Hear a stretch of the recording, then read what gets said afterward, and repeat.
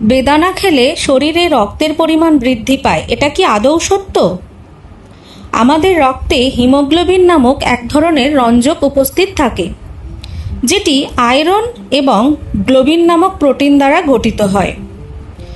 এই আয়রনের অভাব হলে রক্তে হিমোগ্লোবিনের মাত্রাও কমে যায়, ফলে দুর্বলতা, মাথা ঘোরা এবং নানা ধরনের সমস্যা দেখা যায়। কিভাবে আমরা খাবারের মাধ্যমে হিমোগ্লোবিনের মাত্রা বৃদ্ধি করতে পারি?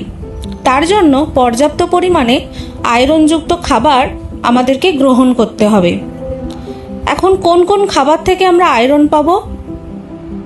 যত ধরনের ডাল জাতীয় খাবার আছে, যেমন মুসুর ডাল, মুগ ডাল, মাসকলাই ডাল, সয়াবিন, কাঁচা কলা, খেজুর, যকৃৎ, চর্বিহীন মাংস, মাছ, পোলট্রি এবং ড্রাই ফ্রুটস, এগুলি আয়রনের খুব ভালো উৎস হিসাবে ধরা হয়। এছাড়াও আমরা যদি এইগুলি খাওয়ার সঙ্গে ভিটামিন সি যুক্ত খাবার খাই, তাহলে আয়রন শোষণ অনেকাংশে বৃদ্ধি পায়। এবার আসি বেদানায় আয়রন কতটা থাকে।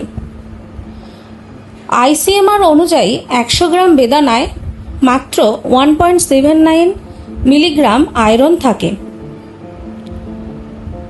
যেখানে 100 গ্রাম ফুলকপিতেও তার তুলনায়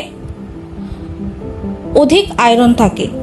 100 গ্রাম ফুলকপিতে কতটা আয়রন থাকে? 40 মিলিগ্রাম আয়রন থাকে, যেখানে বেদানায় থাকে 1.79 মিলিগ্রাম। এছাড়া ভিটামিন সির পরিমাণও দেখতে গেলে দেখা যায় 100 গ্রাম বেদানায় মাত্র 16 মিলিগ্রাম ভিটামিন সি থাকে, যেখানে আমলকিতে 600 এমজি বা 600 মিলিগ্রাম ভিটামিন সি উপস্থিত থাকে এবং অন্যান্য সাইট্রাস ফ্রুটসেও বেদানার তুলনায় বেশি মাত্রায় ভিটামিন সি থাকে। এখন তোমরা নিজেরাই সিদ্ধান্ত নিতে পারবে যে বেদানা খেলে কতটা আয়রন আমাদের শরীরে বৃদ্ধি পেতে পারে।